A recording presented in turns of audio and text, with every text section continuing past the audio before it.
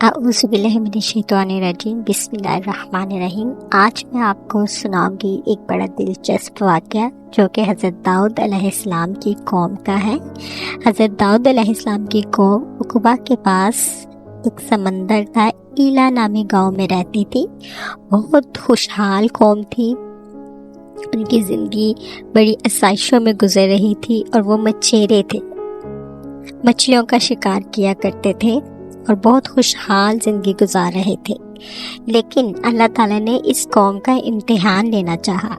اللہ تعالیٰ نے اس قوم کا امتحان اس طرح لیا کہ ان کو ہفتے میں ایک دن شکار کرنے سے منع کر دیا، اور وہ ہفتے کا دن تھا کہ ہفتے کے دن یہ لوگ جو ہے مچھلی کا شکار مت کیا کریں۔ حضرت داؤد علیہ السلام نے ان کو اللہ تعالیٰ کا یہ حکم سنایا تو ان میں سے کچھ لوگ تو مانے، 3 گروہ بن گئے۔ ایک وہ جنہوں نے اس سے انکار کر دیا، ایک وہ جو اس کو پورا سمجھتے تھے دل سے مگر جنہوں نے انکار کیا تھا اس کو منع نہیں کرتے تھے، اور دوسرے وہ جو ان کو منع کرتے تھے۔ اور شیطان نے ان کے دل میں اس طرح وسوسہ ڈالا کہ وہ ہفتے کے دن شیطان نے کہا کہ ان میں حوض بنا دو، چھوٹے چھوٹے پوٹس بنا دو، کیونکہ وہاں پر ہفتے والے دن پانی آئے گا تو مچھلیاں بھی آ جائیں گی، تو تب ہفتے والے دن تم ان حوضوں کو بند کر دینا اور اتوار والے دن ان میں سے مچھلیاں نکال لینا۔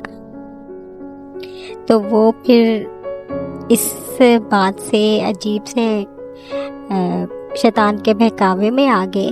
لیکن جب شیطان کے بہکاوے میں آ گئے تو جو گروہ اس بات کو پسند نہیں کرتا تھا، انہوں نے کہا کہ ہم تم سے کوئی میل ملاپ نہیں رکھیں گے، اور ایک وہ لوگ تھے جو کہ دل سے اس کو برا سمجھتے تھے لیکن وہ ان کو منع نہیں کرتے تھے۔ اس طرح انہوں نے حوض بنا لیا، وہاں سے وہ مچھلیاں پکڑنے لگے اور ان کی زندگی اسی طرح گزرنے لگی۔ تو جو لوگ اس بات کو پسند نہیں کرتے تھے انہوں نے کہا کہ ہم ایک دیوار بنا لیتے ہیں تاکہ یہ لوگ ہمیں نظر نہ آیا کرے، کیونکہ یہ اللہ تعالیٰ کے حکم کی نافرمانی کر رہے اور ہلاکت ان کا مقدر ہے۔ وہ اس طرح مچھلیاں پکڑتے رہ گئے۔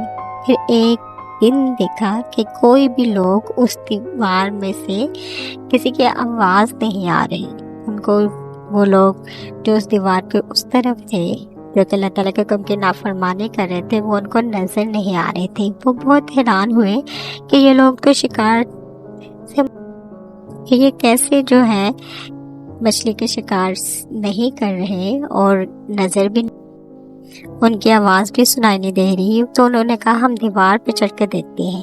لیکن دیوار پہ جب چڑھ کے دیکھا تو وہ حیران رہ گئے، ان کی آنکھیں پھٹی کی پھٹی رہ گئی۔